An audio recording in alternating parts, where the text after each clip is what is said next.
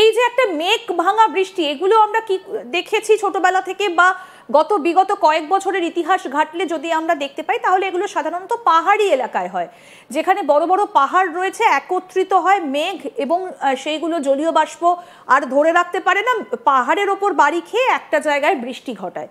কিন্তু এত পরিমাণ মেঘ কলকাতার মতো একটা জায়গা, একটা সমতল এলাকা, সেখানে ঘনীভূত হচ্ছে, এর কারণটা কি? এখানে তো কোনো বড় উঁচু পাহাড় নেই যে সেখানে গিয়ে ধাক্কা খাবে, এটা তো সমতল। এখানকার তো ওয়েদার পাহাড়ের মতো নয় যে পাহাড়ের ওপরে বরফ জমে রয়েছে, সেখানে প্রচন্ড ঠান্ডা, সেই ঠান্ডায় মেঘ ভেঙে পড়ছে। না, আসলে বিষয়টা হচ্ছে পাহাড়েই যে শুধুমাত্র মেঘ ভাঙা বৃষ্টি হবে তা কিন্তু নয়। মেঘ ভাঙা বৃষ্টি যে কোনো জায়গাতে হতে পারে, সমতল ভূমিতেও হতে পারে, এবং অতীতে বিভিন্ন সমভূমি অঞ্চলগুলোতে কিন্তু মেঘ ভাঙা বৃষ্টি সংঘটিত হয়েছে। কালকের বৃষ্টিটাকে যদিও আমরা মেঘ ভাঙা বৃষ্টি বলতে পারবো না, কিন্তু একটা জিনিস পরিষ্কার, সেটা হচ্ছে এখানে যে পরিমাণ বৃষ্টিপাত হয়েছে সেটা ভীষণভাবে আনএক্সপেক্টেড।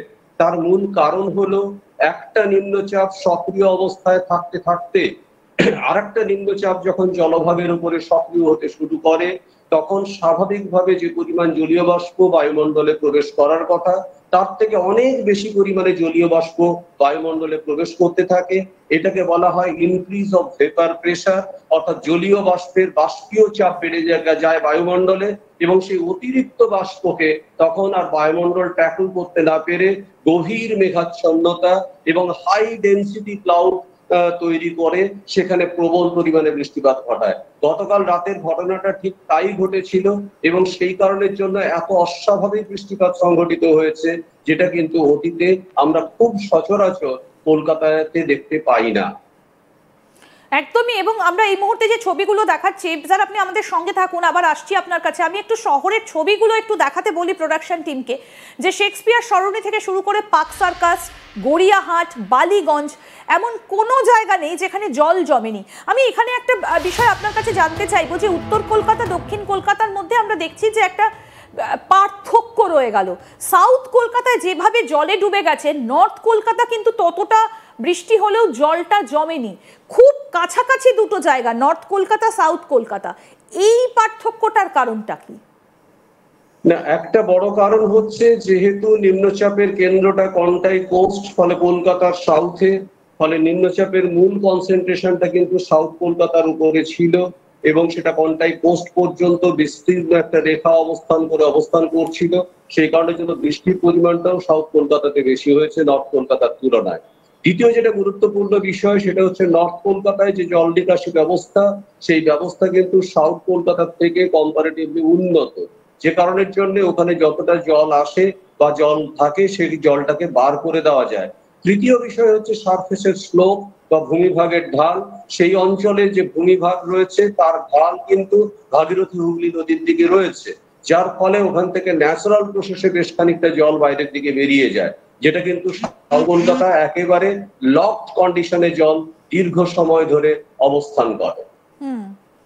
অর্থাৎ এখানে এই পার্থক্যটা সৃষ্টি হচ্ছে, এবং যার ফলে এইরকম একটা জিনিস আমরা গতকাল রাতেও দেখলাম।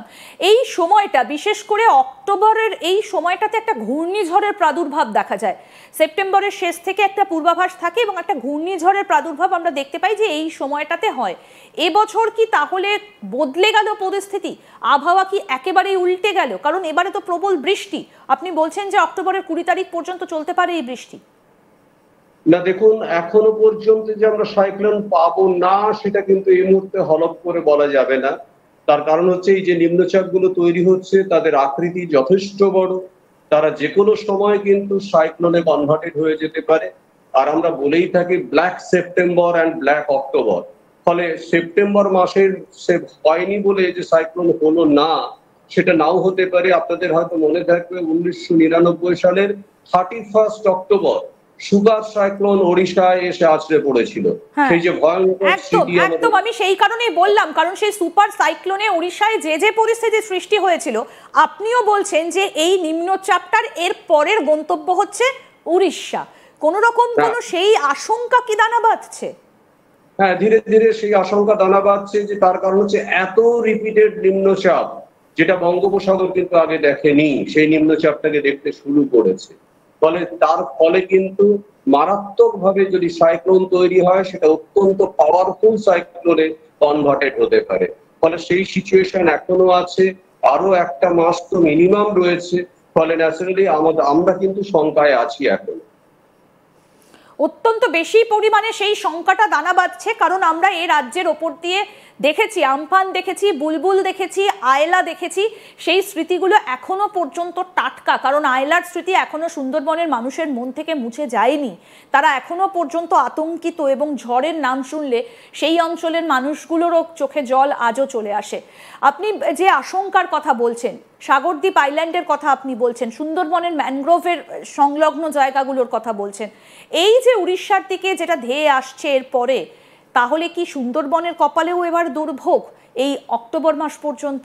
সেই আশঙ্কা কি দেখতে পাচ্ছেন? একেবারে একেবারে, তার কারণটা দেখুন, এরা কেউ সেফ লোকেশনে নেই। সুন্দরবনের প্রায় 30% ল্যান্ড সমুদ্রের জলতলের নিচে অবস্থান করে। একদম। সাগরদ্বীপ আইল্যান্ডের একটা মেজর পার্ট অলরেডি ক্ষয়ে বেরিয়ে গেছে। ওই অঞ্চলে বিচ্ছিন্নভাবে দুটো তিনটে দ্বীপ আগে ছিল, সেই দ্বীপগুলোর চিহ্ন প্রায় নেই। ফলে ন্যাচারালি এই জায়গা কিন্তু সত্যি বিপজ্জনক অবস্থায়। তাতে এই প্রবল বৃষ্টিপাতের পরবর্তী সময়ে যদি কোনো সাইক্লোন দানা বাঁধে, তাহলে কিন্তু এই অঞ্চল সত্যি বিপর্যস্ত হয়ে পড়বে। আমরা এতক্ষণ সমতল এবং দক্ষিণবঙ্গ নিয়ে কথা বললাম, একটু উত্তরবঙ্গের পরিস্থিতিটা আপনার কাছ থেকে জানার চেষ্টা করব। উত্তরবঙ্গে আমরা এবারে শুরু থেকে দেখছি ধস এমন একটা দিনও যায়নি যেখানে বৃষ্টির পূর্বাভাস নেই উত্তরবঙ্গের জন্য। সেই মে মাসের পর থেকে শুরু হয়েছে। উত্তরবঙ্গে কি আরো দুর্যোগের আশঙ্কা থাকছে? ন্যাচারালি উত্তরবঙ্গে আগামী 24 থেকে 48 ঘন্টার মধ্যেই দুর্যোগের একটা সম্ভাবনা আছে। কারণ যে ধরনের মেঘের কনসেন্ট্রেশন আছে, নেপাল হিমালয়, সিকিম হিমালয়, দার্জিলিং হিমালয় এবং ভুটান হিমালয়, এই অঞ্চলগুলোতে যে কোনো স্থানে প্রবল থেকে প্রবল বৃষ্টিপাত এবং অত্যন্ত পাওয়ারফুল ল্যান্ডস্লাইড সংঘটিত হতে পারে। সেই জায়গাটা কিন্তু অটোমেটিক্যালি তৈরি হয়ে গেছে। অলরেডি বৃষ্টিপাত হচ্ছে, মাটির তলা থেকে ধৌত প্রক্রিয়ায় পলি রাশি বেরিয়ে চলে যাচ্ছে, মাটি লুজ হয়ে গেছে, অথচ জল থাকার জন্য মাটির ওয়েট বেড়ে গেছে। ফলে ল্যান্ডস্লাইডের মতো একেবারে আইডিয়াল সিচুয়েশন কিন্তু অটোমেটিক্যালি উত্তরবঙ্গে তৈরি হয়েছে। ফলে আপনারা জানেন এর আগে তিস্তা বেসিন এলাকা কিভাবে বিপর্যস্ত হয়েছিল ল্যান্ডস্লাইডের দ্বারা, রঙ্গিত বেসিন এরিয়া কিভাবে বিপর্যস্ত হয়েছিল ল্যান্ডস্লাইডের দ্বারা। সেই স্মৃতি কিন্তু আবার মনের মধ্যে ফিরে আসতে চলেছে। এরকম ভয়ঙ্কর বিপর্যয় যে কোনো স্থান কিন্তু দেখতে পেতে পারে, এবং সেটা আমরা যেটা মনে করছি যে নেপাল হিমালয় পার্বত্য অঞ্চল অথবা সিকিম পার্বত্য অঞ্চলে কিন্তু যে কোনো জায়গাতে পুনরায় মেঘভাঙা বৃষ্টির মতো ভয়ঙ্কর বৃষ্টিপাত সংঘটিত হতে পারে। বেশ, আমি এই দার্জিলিং বা এই যে সেবক রোড, দার্জিলিং যাবার যে মেইন রাস্তা, এই যে ন্যাশনাল হাইওয়ে, এই জায়গাগুলোতে তো আমরা দেখতে পাচ্ছি যে সিকিমের কথা আপনি বললেন, যে সিকিম, নেপাল, এই সমস্ত জায়গাগুলোতে একটা ক্লাউড ব্রাস্ট হবার একটা আশঙ্কার কথা আপনি বলছেন।